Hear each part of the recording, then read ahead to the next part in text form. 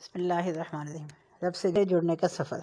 فاطمہ تشکر بھرے انداز میں گویا ہوئی، اشہد اللہ الہ الا اللہ دونوں کی آواز لڑکھڑائی، واشہد ان محمدًا عبدہ ورسولہ۔ بہت بہت مبارک ہو آپ کو، یہ مبارک رستہ جنت کی بشارت قبول کریں۔ اللہ آپ کو اس پر بہت استقامت دے۔ اس نے مشینوں کے درمیان لیٹے ہی سسٹر لیزا کی طرف ہاتھ بڑھا دیے۔ سسٹر لیزا آمین کہتے ہوئے روتے روتے اس پر جھک کر گلے لگ گئیں۔ ریان پلیز اللہ سے کہیں اسے بچا لیں، پلیز آپ کہیں وہ اسے ٹھیک کر دیں، میں نہیں رہ پاؤں گی اس کے بغیر۔ مسز ریان سسکتے ہوئے ریان صاحب کا بازو جھنجھوڑتے ہوئے ان کی منتیں کر رہی تھیں کہ جیسے وہ قادر ہوں کسی چیز پر۔ انسانی سہارے مکڑی کے جالوں سے بھی کمزور ہیں، کہاں کچھ کر سکتے ہیں۔ وہ دونوں ایمرجنسی کے دروازے پر بے بس کھڑے تھے۔ ریان صاحب کی آنکھیں سرو قطار آنسو بہا رہی تھیں، ان سے اپنی بیٹی کی حالت دیکھی نہیں جا رہی تھی۔ وہ تڑپ رہی تھی درد سے، شدید اذیت سے بلک رہی تھی، مگر زبان پر حسبنا اللہ و نعم الوکیل، ربنا افرغ علینا کے الفاظ جاری تھے۔ وہ دونوں کچھ دیر پہلے اس کے پاس ہی بیٹھے باتیں کر رہے تھے جب اسے یک شدید تکلیف اٹھی۔ ان کے سامنے بیڈ پر لیٹے ہی اسے خون کی الٹی آئی۔ بیڈ کی سفید چادر خون کے سرخ داغوں سے بھر چکی تھی۔ ماں کا دل اپنی بیٹی کی اس حالت کو دیکھ کر کٹ رہا تھا، جبکہ ریان صاحب دوڑتے ہوئے ڈاکٹر کو بلانے کے لیے گئے تھے۔ اب آپ سب یہاں سے چلے جائیں۔ ڈاکٹر پیٹرک تیزی سے فاطمہ کے بیڈ کی طرف بڑھے جہاں وہ لیٹی اذیت اور تکلیف سے تڑپ رہی تھی۔ اس وقت وہاں موجود عملے کی حالت بھی غیر ہو چکی تھی، جبکہ ریان صاحب اور مسز ریان کو فوراً سے پہلے ہی باہر بھیج دیا گیا۔ دیکھیں میڈم، ان کی حالت بگڑتی جا رہی ہے، ہم کوشش کر رہے ہیں، آپ دعا کیجیے۔ 1.5 گھنٹے بعد سسٹر لیزا کسی کام سے باہر آئیں تو مسز ریان کے کندھے کو تھپکتے ہوئے کہا۔ مسز ریان بینش کے گلے لگ کر ہچکیوں سے رو رہی تھی۔ میں مر جاؤں گی اگر اسے کچھ ہو گیا، بس ان کی زبان یہی لفظ بول رہی تھی، جبکہ ریان صاحب ان سے تھوڑی دور ہی جائے نماز بچھائے اللہ کے سامنے گڑ گڑا رہے تھے۔ ان کی ہچکیاں بن چکی تھیں، نحیف جسم کانپ رہا تھا۔ ان کا بس چلتا تو اپنی زندگی اپنی بیٹی کو لگا دیتے۔ دوسری طرف حیدر اور سیف کی فون کالز بھی چچا جان کے موبائل پر آ رہی تھی۔ بلا شبہ وہ وقت سب پہ بھاری تو ہونا تھا۔ کب دیکھی جاتی ہے اپنوں کی تکلیف، کب برداشت ہوتی ہے اپنوں کی اذیت۔ ان سب کے آنسو التجا بن کر آنکھوں سے بہہ رہے تھے۔ فاطمہ نے چچا کی فیملی کے ساتھ چند دن وقت گزارا تھا، مگر وہ بھی ایسے رو رہے تھے جیسے صدیوں سے ساتھ ہوں۔ اللہ اپنے سے محبت کرنے والوں کی محبت ایسے ہی لوگوں میں ڈال دیا کرتا ہے۔ فاطمہ مجھ سے بات کرو۔ شدید نکہت کے بعد فاطمہ اپنی آنکھیں کھول نہیں پا رہی تھی۔ کوئی جانی پہچانی آواز جو کانوں سے ٹکرا رہی تھی۔ فاطمہ بیٹا دیکھو، آنکھیں کھولو بیٹا، دیکھو قدرت آپ سے بات کرنا چاہتی ہے۔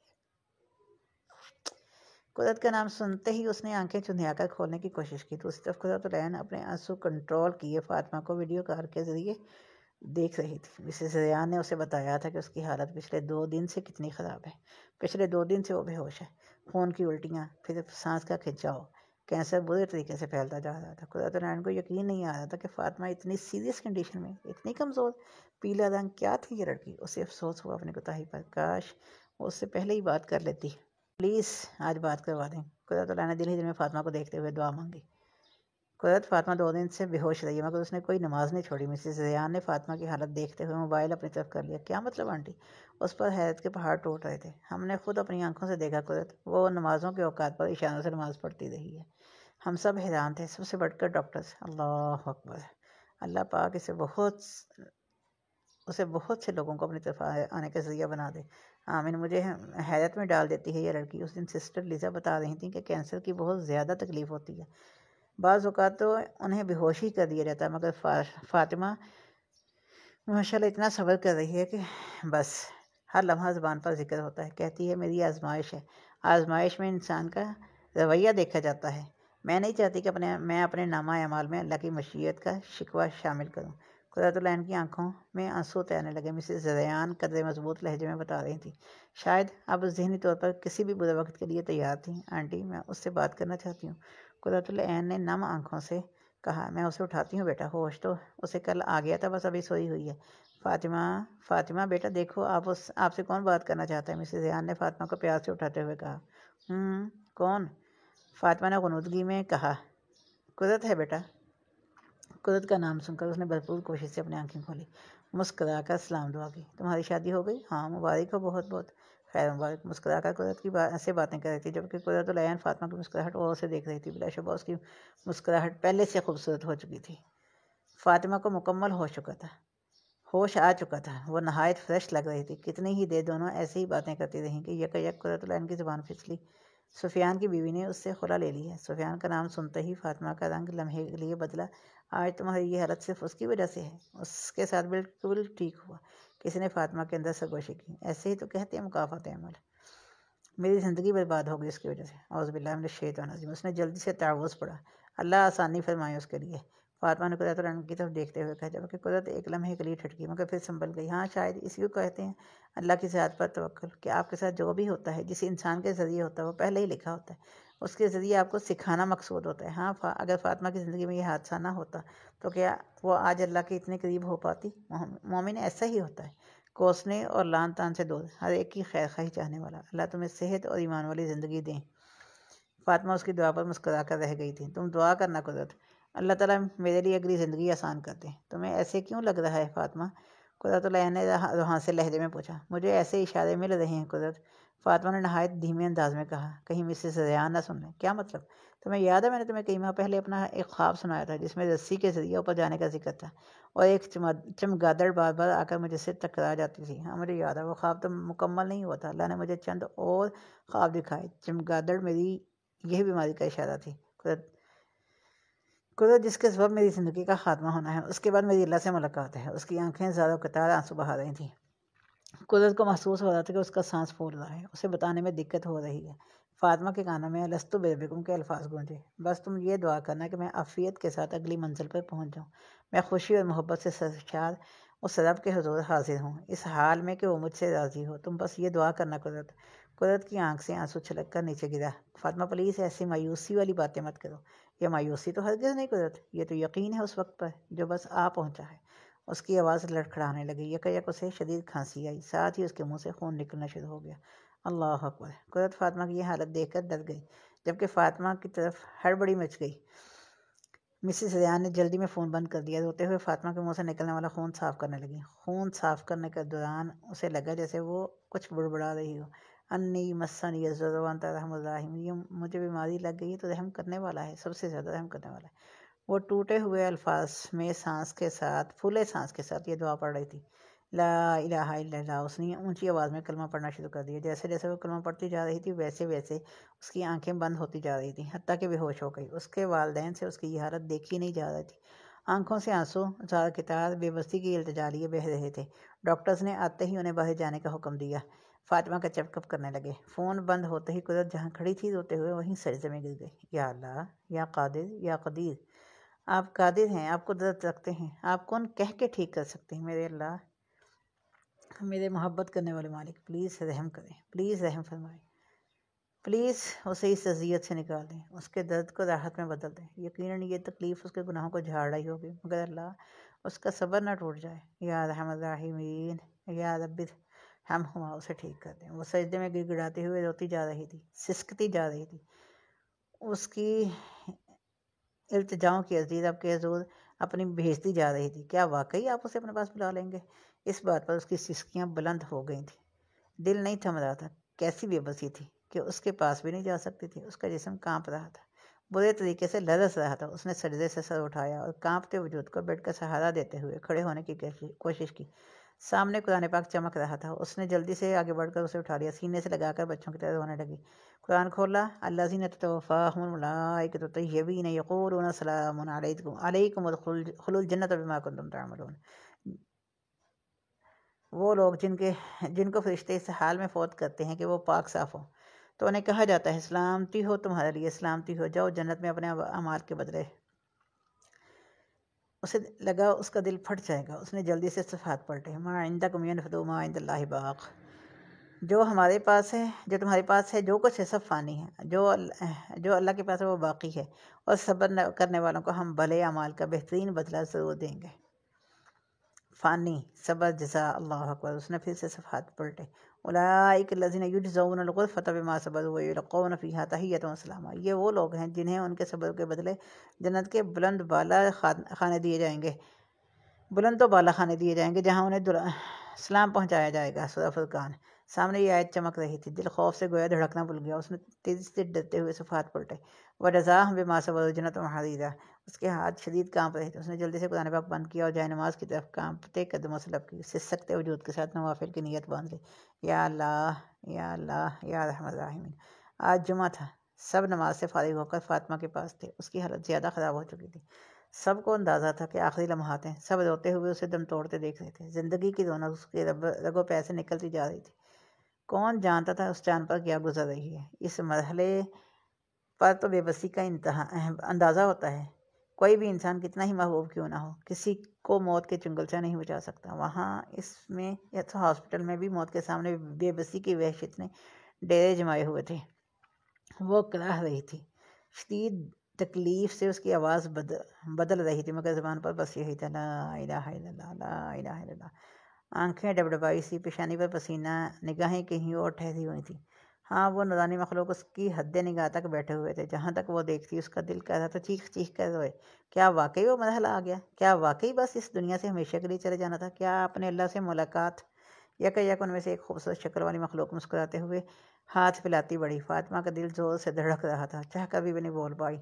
ماما، بابا، بینش، چچا، چچی، سسٹر لیزا سب اس کے پاس کھڑے اس کی حالت کو بے بسی سے دیکھ رہے تھے۔ جواب تو ڈاکٹرز نے کب سے دے دیا تھا، اب تو وقت پورا کیا جا رہا تھا۔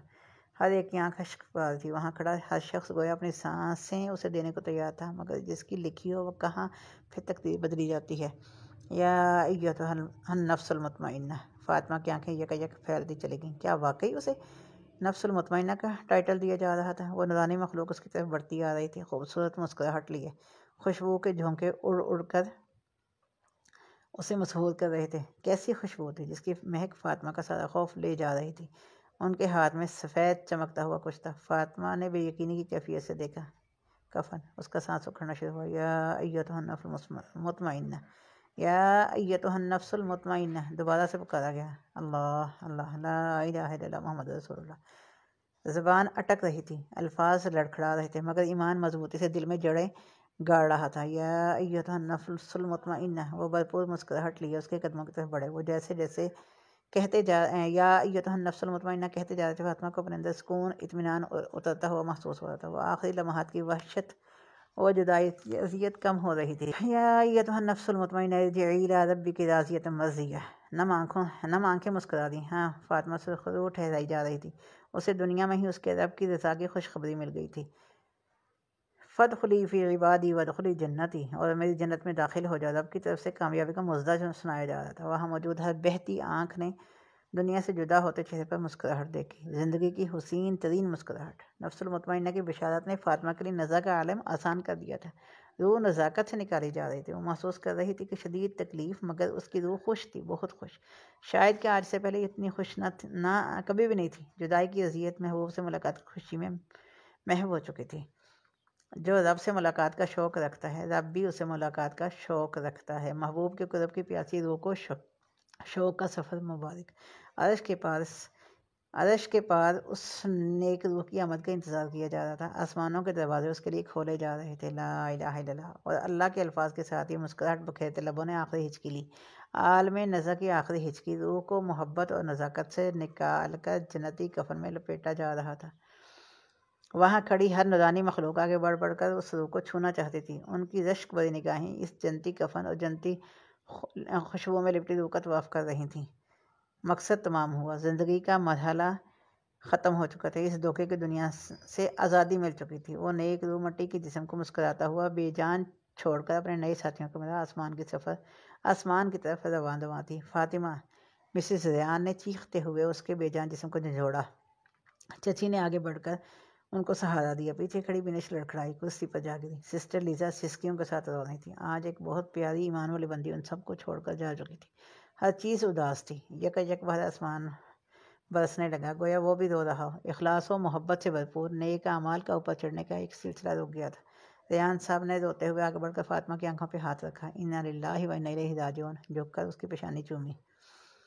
ایکسکیوز می میم، کیا آپ جانتی ہیں فاطمہ نامی لڑکی کو جو کچھ ہفتے پہلے کینیڈا کی اسٹریٹ میں کچھ بکلیٹس تقسیم کر رہی تھیں؟ میں نے آپ کو ان کے ساتھ دیکھا تھا شاید۔ پیچھے کھڑی سنہرے بالوں والی لڑکی نے بینش کو بلاتے ہوئے پرجوش انداز میں پوچھا۔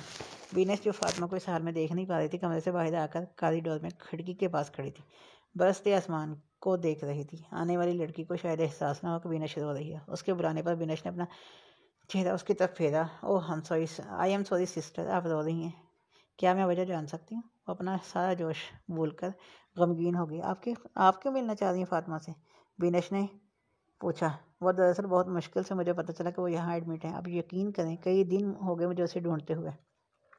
وہ میری خواہشاں ہیں، میں ان سے ملنا چاہتی ہوں، انہیں بتانا چاہتی ہوں کہ ان کی وجہ سے میں کیسے اندھیروں سے نکل کر روشنی کی طرف آئی، کیسے جہالت سے نکل کر علم کا نور پایا، ان کے ایک بک لیٹ نے کیسے میری زندگی بدل دی۔ میں انہیں بتانا چاہتی ہوں کہ مجھ سمیت میری پوری فیملی اس بک لیٹ کو پڑھنے کے بعد اسلام قبول کر چکی ہے، الحمدللہ۔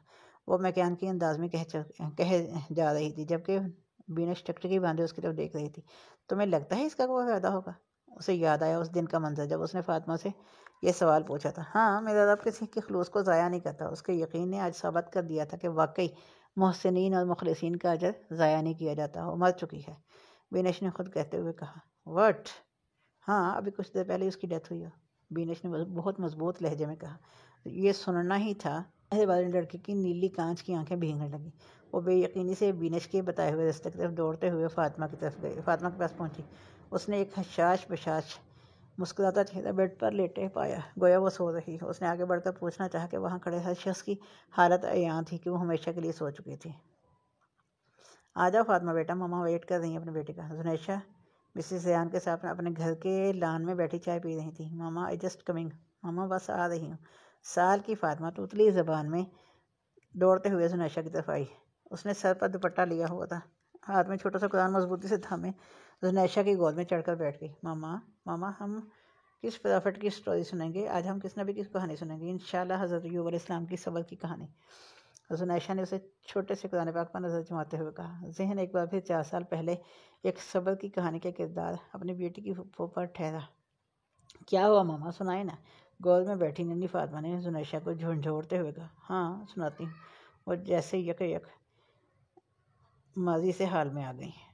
تھے ایک پرافٹ، بہت ہی پیارے، جنہیں اللہ نے ایک بیماری کے ذریعے آزمایا تھا، مگر انہوں نے بہت صبر کا بہت ہی زیادہ مظاہرہ کیا تھا۔ پھر کیا ہوا؟ ننھی فاطمہ نے زنیشہ کو بازو سے پکڑ پر جھنجھوڑتے ہوئے پوچھا۔ زنیشہ پھر سے کھو گئی۔ ہاں پھر یہ ہوا کہ صبر جیت گیا، انعام پا گیا۔